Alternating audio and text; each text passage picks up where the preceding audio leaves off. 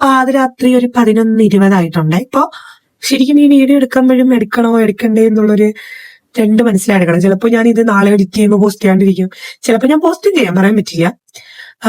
ഇപ്പൊ ഞാൻ content creation എന്നുള്ളൊരു ഫീൽഡിലോട്ട് സ്റ്റാർട്ട് ചെയ്തിട്ട് അല്ലെങ്കിൽ സജീവമായി നിന്നിട്ട് ഒരു 6 months ആവുന്നുള്ളൂ എന്റെ ഈ ഇൻസ്റ്റാഗ്രാം അക്കൗണ്ട് തുടങ്ങിയിട്ട്. അല്ലാതെ ഒരു 1 year ആയിട്ട് യൂട്യൂബ് ചാനൽ റൺ ചെയ്ത് പോകണ്ടായിരുന്നു. അങ്ങനെ ഇങ്ങനെയൊക്കെ ചെറിയ ചെറിയ കാര്യമായിട്ട് പോകും. അപ്പൊ ഈ വീഡിയോ ചിലപ്പോ അറിയില്ല, ഞാൻ ചിലപ്പോ പോസ്റ്റ് ചെയ്യാതെ ഇരിക്കാം. പറഞ്ഞു തരുന്നത് എന്താന്ന് വെച്ചാല്, ഞാൻ ഇൻസ്റ്റാഗ്രാമിൽ ഇപ്പൊ ഇങ്ങനെ റീൽ സ്ക്രോൾ ചെയ്യുന്ന ടൈമിൽ ഒരു വീഡിയോ കണ്ടതാ. അപ്പൊ ഇതന്നെ എനിക്കിതിങ്ങനെ വീഡിയോ എടുക്കണമെന്ന് തോന്നി. കാരണം ഫ്രണ്ട്സിന് വേണ്ടി ചാവാൻ നിൽക്കുന്നവര്, ഫ്രണ്ട്സിന് വേണ്ടി കൊല്ലാൻ നിൽക്കുന്നവര്, ഫ്രണ്ടിന് വേണ്ടി എന്തും ചെയ്യുന്നവര്, ഓരോ ഫ്രണ്ടിന് സങ്കടം വരുമ്പോ കൂടെ നിൽക്കുന്നവര്, അതൊക്കെ സിനിമയിലോ അല്ലെങ്കിൽ റീലിലോ കാണുന്ന പോലെ അല്ലാതെ റിയൽ ലൈഫിൽ എന്റെ ലൈഫിൽ അങ്ങനെ ഒരു ഇതുണ്ടായിട്ടില്ല. ഞാൻ +2 വരെ പഠിച്ചിരുന്ന ടൈമിൽ ഞാൻ വിചാരിച്ചിരുന്നു ഒരു പിന്നെ ഫ്രണ്ട്സ് ആണ് അങ്ങനെയൊക്കെ കരുതിയിരുന്നവരെല്ലാം. +2 കഴിഞ്ഞ് ഇറങ്ങിയപ്പോഴാണ് എനിക്ക് മനസ്സിലായത് എനിക്കായിരുന്നു ഒരു ഫ്രണ്ട്, അവർക്ക് ഞാൻ ഫ്രണ്ട് അല്ലായിരുന്നു. അത് തിരിച്ചറിഞ്ഞ സമയത്ത് തന്നെ ഞാൻ ബാക്കൗട്ട് ചെയ്തിട്ടുണ്ട്. ഓക്കെ, അപ്പൊ അത് ഞാൻ തിരിച്ചറിഞ്ഞ ടൈമിൽ തന്നെ ഞാൻ ബാക്കൗട്ട് ചെയ്ത് എന്റെ പ്രൈവറ്റ് ലൈഫായിട്ട് പോയി. ആരോടും ഒരു ഷെയറിംഗ് ഇല്ല, കാര്യങ്ങളില്ല, ഒന്നുമില്ല. പിന്നെ പറയാൻ ഫ്രണ്ട്സിനെന്ന് വെച്ച് കഴിഞ്ഞാൽ ശരിക്കും എനിക്കുള്ളത് ഒരു വിരലിൽ എണ്ണാവുന്ന കുറച്ച് ബോയ് ഫ്രണ്ട്സ് ആണ്. ഒരു മാത്രമാണ് എനിക്കുള്ളത്. എന്ത് പറയാനാണെങ്കിലും ജസ്റ്റ് ഒരു ഹെൽപ്പിനാണെങ്കിലും എല്ലാത്തിനാണെങ്കിലും. ഇപ്പൊ എന്റെ അക്കൗണ്ട് ഞാൻ റൺ ചെയ്തിട്ട് ഏകദേശം ഒരു 6 months ആയി.